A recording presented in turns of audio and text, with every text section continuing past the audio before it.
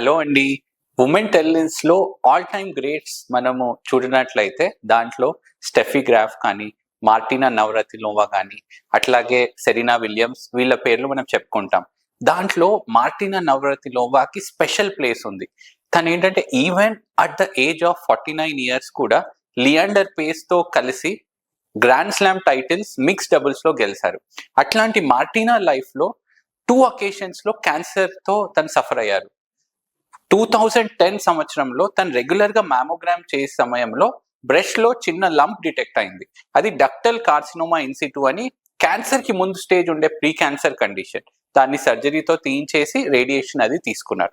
దాని తర్వాత 2022 సంవత్సరంలో ఒకేసారి 2 క్యాన్సర్స్ తో తను బాధపడ్డారు. ఒకటి మళ్ళీ బ్రెస్ట్ క్యాన్సర్, అట్లాగే థ్రోట్ కి సంబంధించిన హ్యూమన్ పాపిలోమా వైరస్ సంబంధించిన థ్రోట్ క్యాన్సర్ తనకు వచ్చింది. సో ఈ 2 క్యాన్సర్లని సర్జరీతో పాటు కీమో అండ్ రేడియేషన్ తో కంప్లీట్ గా రికవర్ అయ్యి ఇప్పుడు కంప్లీట్ నార్మల్ గా ఉన్నారు. సో ఈవెన్ ఒకే పర్సన్ కి 2 times క్యాన్సర్ వచ్చినా గానీ, టోటల్ గా 3 cancers వచ్చినా గానీ ప్రాపర్ ట్రీట్మెంట్ తో వాళ్ళు రికవర్ అయ్యే అవకాశం ఉంది. This is the first point.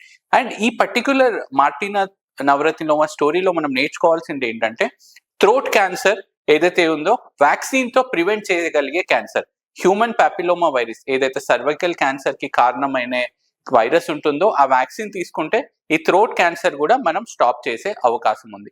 అట్లాగే ప్రతి సంవత్సరానికి ఒకసారి మ్యామోగ్రామ్ మనం చేయించాలి 40 సంవత్సరాలు దాటిన లేడీస్ లో. ఇట్లా చేసినట్లయితే మనకి తక్కువ సైజులోనే బ్రెస్ట్ క్యాన్సర్ ని మనం గుర్తుపెట్టి కంప్లీట్ గా దాన్ని క్యూర్ చేసే అవకాశం ఉంది. Thank you.